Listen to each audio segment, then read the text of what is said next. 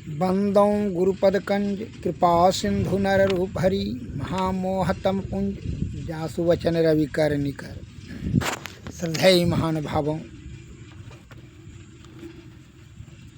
ब्रह्मांड पुराण उत्तर गीता में अध्याय 1 में यह पद आया है, अनहतस्य शब्दस्य तस्य शब्दस्य यौधवनि ध्वनैर अंतर्गतम ज्योतिर अंतर्गतम मनः तन्मनो विलयम याति तद्विष्णु परम पदम। अनाहत शब्द के नाद में ज्योति विराजती है, जिस ज्योति में मन अधिष्ठित रहता है, ब्रह्म में वही मन विलीन होता है। उसी लय स्थान को विष्णु का परम पद कहकर वर्णित किया गया है। अर्थात अनाहत शब्द के नाद में जो परम ज्योति है, उस ज्योति का ध्यान करते करते मन ब्रह्म के साथ लय होता है। सुतराम विष्णु का परम पद प्राप्त हो जाता है। दूसरा पद में आया है, ओंकार ध्वनि नादैन वायु समहरिण अंतिकाकम निरावलंबम समुद्यस्य यत्र नादो लयम गताः। अर्थात ओंकार धनात्मक नाद के साथ प्राणवायु का रेचक पुरकाधिक्रम से निर्विशेष ब्रह्म को उद्देश्य करके जहाँ ओंकार ध्वनि मय नाद का लय होता है, वही विष्णु का परम पद है। सद्गुरुवे नमः। अर्थात देहाती शब्द में इसलिए कहता है, संतन की मति अति गोई, इसे जाने नहीं कोई। हमारे संत महात्मा महापुरुष किस चीज़ की खोज में है, जो हम लोगों को प्रवचन के माध्यम से बताना चाहते हैं, शास्त्र के माध्यम से बताना चाहते हैं। अरे जीव आत्मा का परम आत्मा की प्राप्ति अर्थात परम गति सदगति के लिए क्या उपाय करना चाहिए, इसके बारे में बताते हैं। और हम विषय भोगी क्या करते हैं, रूप रस गंध शब्द स्पर्श के चक्कर में फंस करके कामनी और कंचन सुरा और सुंदरी में जो है अपना बल बुद्धि और आयु को व्यर्थ में खर्च कर करके अंतिम जब इंद्रियां शिथिल हो जाती है, तब पछताते हैं, छाती में मुक्का मार करके रोते हैं कि व्यर्थ में समय बेकार गंवा दिए। जिसको अपना कह रहे थे वही दुख का कारण हो रहा है। अरे इंद्रिय सुख को तू तृप्ति दिलाने के लिए जो बल बुद्धि छल कपट प्रपंच का आयु का जो लगा रहे हो, यह अरे इंद्रिय सुख की तृप्ति कभी नहीं होगी, तृष्णा इसका बढ़ाते रहे हो। जीवात्मा का कल्याण करने के लिए जो कि अधोगति में चला आया है और जो है जोनी भटक रहा है और उसे नाना प्रकार का मन और माया के कुसंगति में आकर करके कष्ट को दुख को भोगता है, इसकी निवृत्ति करने के लिए अपने महापुरुषों ने जो बताया कि यह जीवात्मा परमात्मा की प्राप्ति कैसे करेंगे, उसके बारे में बताएं और हम लोगों को वही सर्वोत्कृष्ट ज्ञान रहेगा। मनुष्य बुद्धिमान प्राणी है, विषय भोगी प्राणी नहीं है, लेकिन विषय की आसक्ति के कारण से जीव आत्मा की दुर्गति करवा रहा है। यह विषय की आसक्ति नहीं है तो क्या है, इंद्रिय सुख को अपना समझ रहा है। एक जो है यात्री, मैं उदाहरण देता हूँ, वेदांत में 3 सत्ताएं मानी गई है, परमार्थिक सत्ता, व्यावहारिक सत्ता और प्रतिभासित सत्ता। परमार्थिक सत्ता कर्ता परम पुरुष परमात्मा है, व्यावहारिक सत्ता जीव है और प्रतिभासित सत्ता जगत है। जगत, जीव और जगदीश ये 3 है। कितने लोगों का कथन है कि जगत और जीव है, जगदीश नहीं है। इस संदर्भ में एक घटना सुनाना चाहूँगा, जरा श्रवण करके सुने। एक सज्जन यात्रा कर रहे थे, घूमते हुए एक जंगल में पहुँचे। उस जंगल में एक महात्मा जी ने से उनकी भेंट हुई। उक्त सज्जन ने महात्मा जी से पूछा, महात्मा जी आप अकेले इस जंगल में क्या करते हैं? महात्मा जी ने उत्तर दिया, भगवत भजन करता हूँ, ईश्वर चिंतन करता हूँ। उक्त सज्जन ने पूछा, क्या ईश्वर है? महात्मा जी ने प्रत्युत्तर में कहा, हाँ ईश्वर है। उक्त सज्जन ने कहा, ईश्वर है, या मैं नहीं मानता। महात्मा जी ने कहा ठीक है, तुम ईश्वर को नहीं मानो, मैं अमेरिका को नहीं मानता हूँ। उक्त सज्जन ने कहा महात्मा जी अमेरिका तो है, आपको मेरी बात पर विश्वास नहीं होता है तो भूगोल पढ़ के देखिए, आपको पता चल जाएगा कि अमेरिका कहाँ है। साधु बाबा ने कहा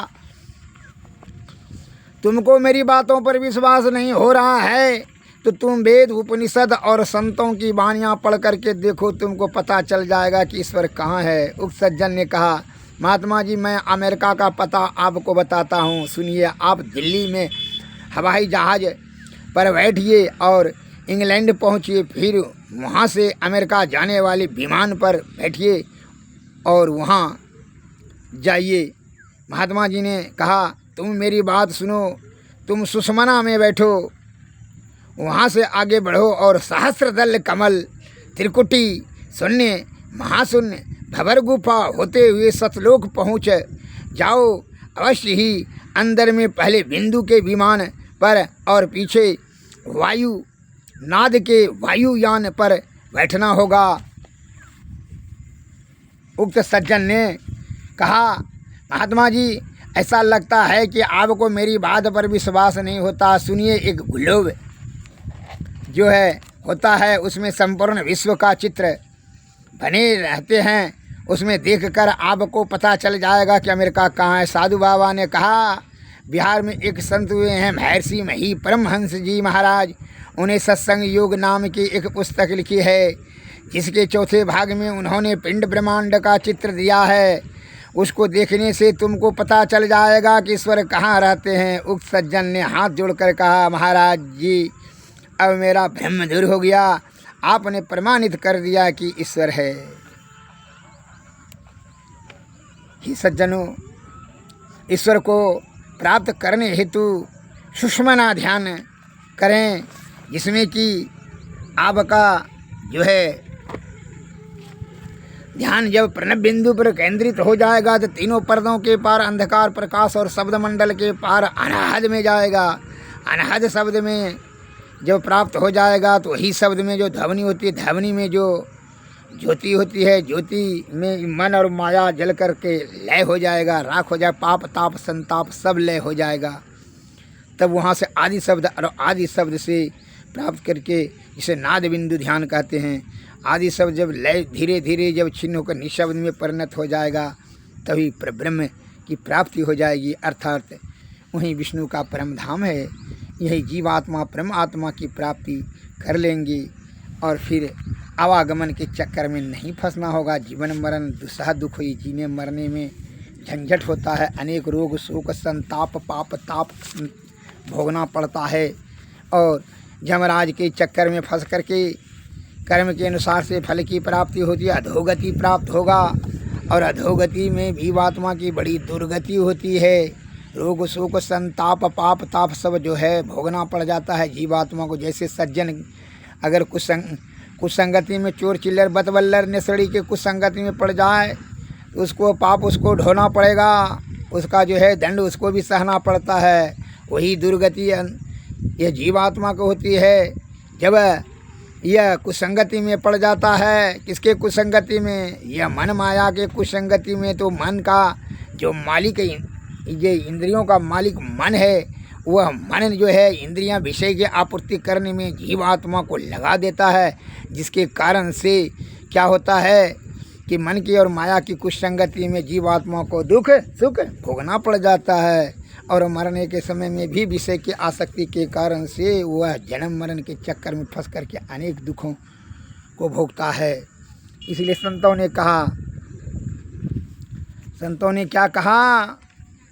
ध्याना अभ्यास करो सद सदहि, चातक दृष्टि बनाई हो, लखत लखत छवि बिंदु प्रभु की, ज्योति मंडल धसी धाई हो, राम नाम धुन सत धुन सारव, शब्द केंद्र ते आई हो, ता धुन भजत मिलो प्रभु से निज, आवागमन नसाई हो, गुरु की भक्ति साधु की सेवा, विनु नहीं कछहु पाई हो, याते भज गुरु गुरु नित घी, रहो चरण न लौलाई हो, बिंदु चंद्र तव सुर पर कौसई, शब्द लहर लहराई हो, जो यति सिमटी रहे सुख मन में, ताको पड़े जनाई हो, मैं ही सतगुरु की बलिहारी,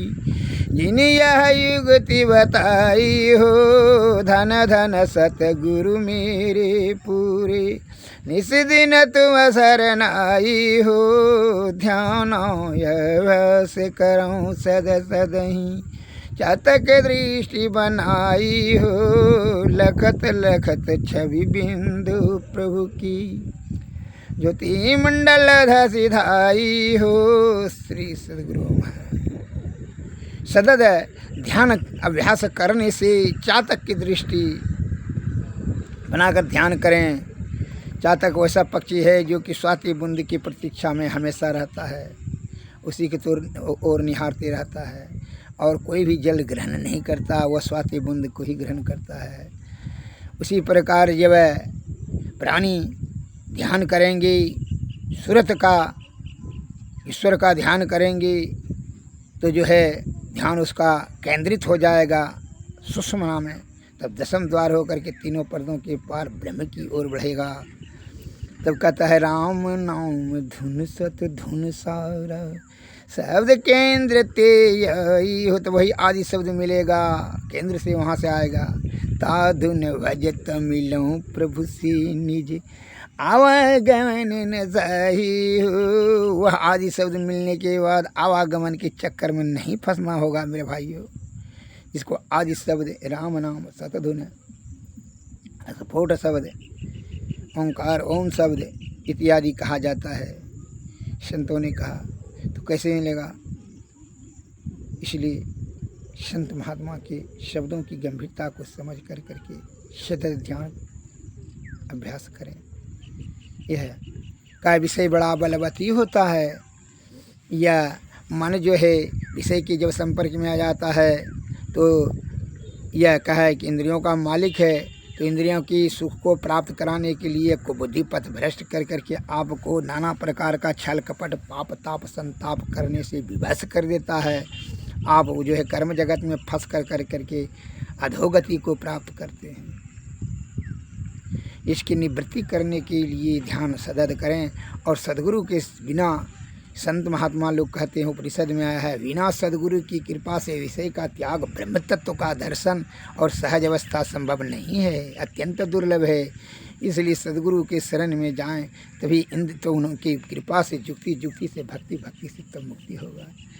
कहा कि बहुत से विषय भोगी या इंद्रियों से साक्षात्कार करना चाहते हैं, जबकि संत महात्मा कहते हैं इंद्रियातीत होकर के अंतर्मुखी अंतर साधना से ये या जीवात्मा परमात्मा की प्राप्ति करेगा। मन और माया और आँख कान नाक मुँह लिंगुदा नहीं पहुँचेगा ईश्वर तक।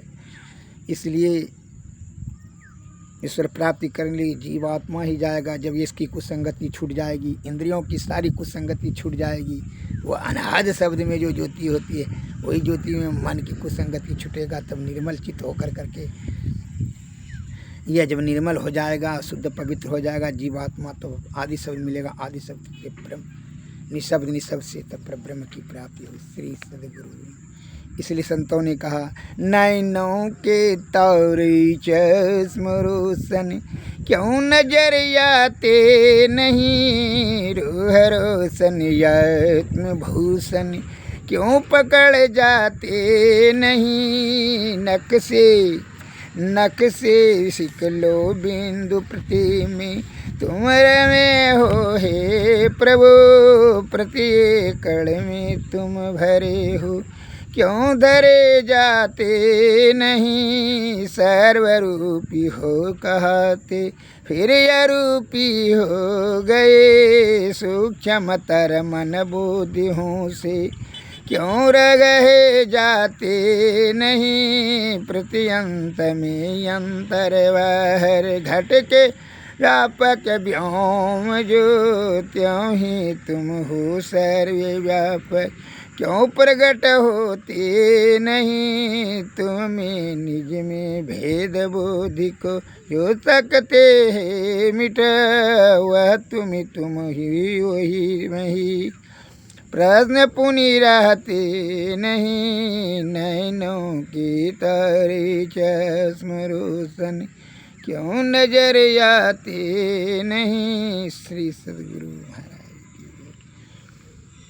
निज तन में खोज सैजन पसान पत्थर में सोना चांदी मिट्टी में मूर्ति में तीर्थ प्रयाग में खोजते हो रे आडंबर पाखंडी व्यर्थ में अपना समय नष्ट करते हो। संत महात्मा ने कहा निज तन में खोज सैजन बाहर न खोजना अपने ही घट में हरि अपने में खोजना दो नैन नजर जोड़ी के ओक बना के अंतर में देख सुन सुन अंतर में खोजना द्वार के तक के सीधे सूरत को खींच ला अनहद धुनों को सुन सुन चढ़ चढ़ के खोजना बजती है 5 नौबतें सुनिए के एक को प्रति एक पे चढ़ जाए के निज नाह खोजना। पंचम बजे गुरुधर से जहाँ आप विराजे गुरु की कृपा से मैं ही तह पहुँची खोजना निज तन में खोज सहजन बाहर न खोजना। श्री सद्गुरु आरती तन मंदिर में कीजिए दृष्टि जुगल कर सन मुख दीजिए चमकाए बिंदु सूक्ष्म उजल ज्योति आयु कमल खदीजी जगमग जगमग रूप ब्रह्मंडा निरखी निरखी ज्योति तज दीजी शब्द सूरत याभ्यास सरल तर करी सार अवध गई दीजी श्री जुगति कया गढ़ त्यागी अब ब्रह्म भेद सकल मल खंडन यारति यह निरमल में अमृत रस आरती तन मंदिर में कीजिए दृष्टि जुगल कर सन मुख दीजिए। नमस्कार जय